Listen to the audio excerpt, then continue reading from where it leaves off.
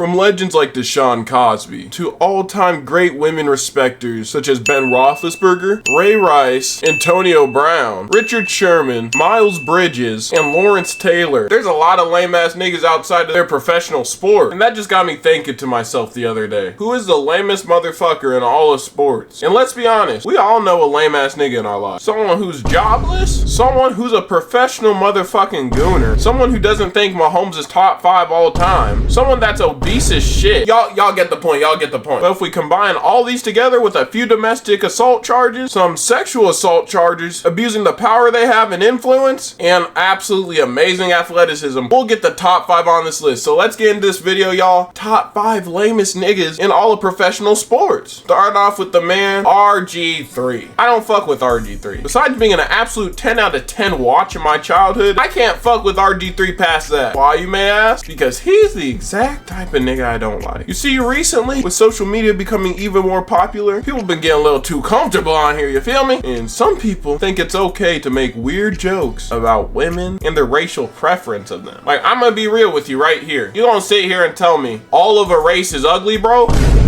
All of them? Do you know how much motherfuckers there are in one race? Because RG3 has a weird fascination with the snow bunny, which just makes him come off as a if it ain't snowing we ain't going lame ass nigga, with just corny ass tweets such as like cookies and milk in 2024? Really, bro? It just makes him a lame ass nigga for me. I loved his highlights. I loved his style of play. I'm sad that his career was still cut short, but you're a lame ass nigga off the field. Real shit. Number 4, Shaquale O'Neal. I'm gonna keep this motherfucker short for you because there's a bunch of reasons why this nigga's lame off the court. But let's get into this specific story. And a few months ago, Jason Richardson said this. We had a guy on the team, Lou Amundsen. He used to ride a bike to practice every day because he lived right across from the arena. Every time he rode his bike, Shaq would take it and hide it somewhere in the arena. Every day after practice, Lou was on a scavenger hunt trying to find his bike. Finally, towards the end of the season, Lou had enough. He said, I'm done with this every practice. I spent 45 minutes to an hour trying to find my damn bike. We tried to warn him. We said, yo Lou, this is Shaq. I've heard the stories. He used to take a shit in people's magazines and shoes. This is Shaq you're dealing with, bro. You might want to chill. So in return, Lou popcorned Shaq's van and Shaq was like, oh, okay, this is a good prank, but you don't know what the fuck you messing with. The game happened. I come in the locker room and I see Shaq walking around that locker room naked as nothing, real slow and tight, and he pulls a mouthpiece out of his ass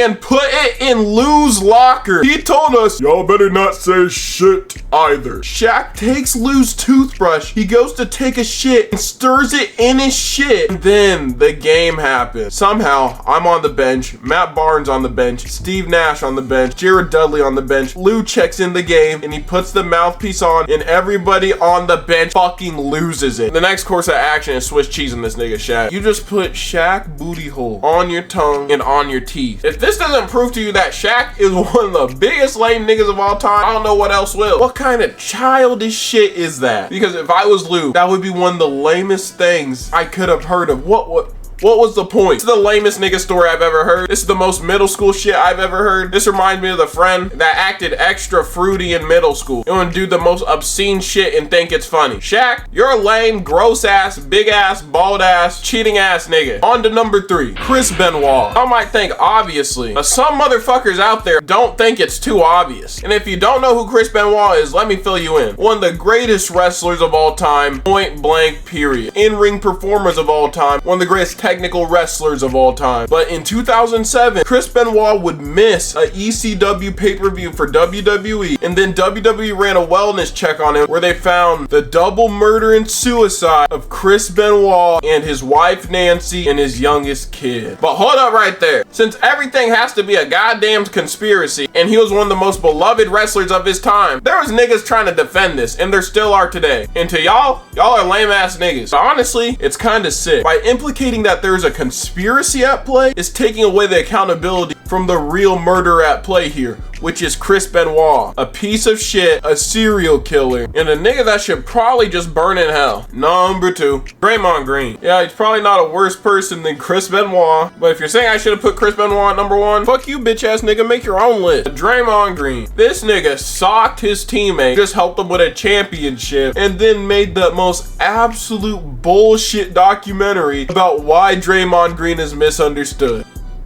Is that not the corniest shit ever? Because of course yourself sees you as misunderstood. Usually, if we're making a biopic or a documentary about a misunderstood human, it isn't fucking made by the human in question, my nigga. Just throwing that out there, real shit. Because I guess for some reason, that would be seen as biased. Who would have fucking known? Imagine if Hitler made a biopic about himself about why he's misunderstood.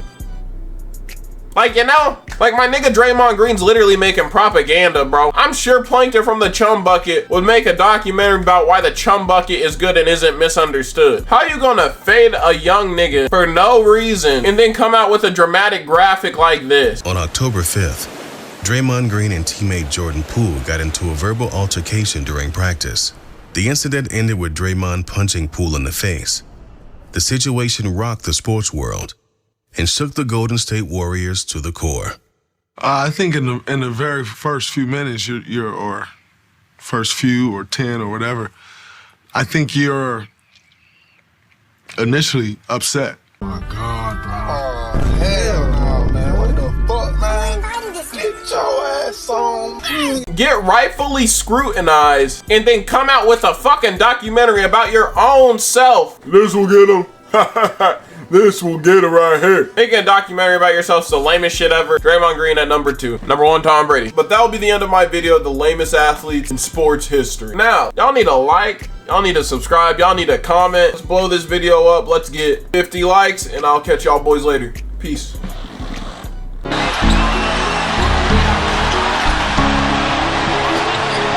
this is spilled behind the basket stand. Police steady watching me. Every day they clocking me. Draymond's involved. Every day they clocking me. It's a missed shot. And He's got the board.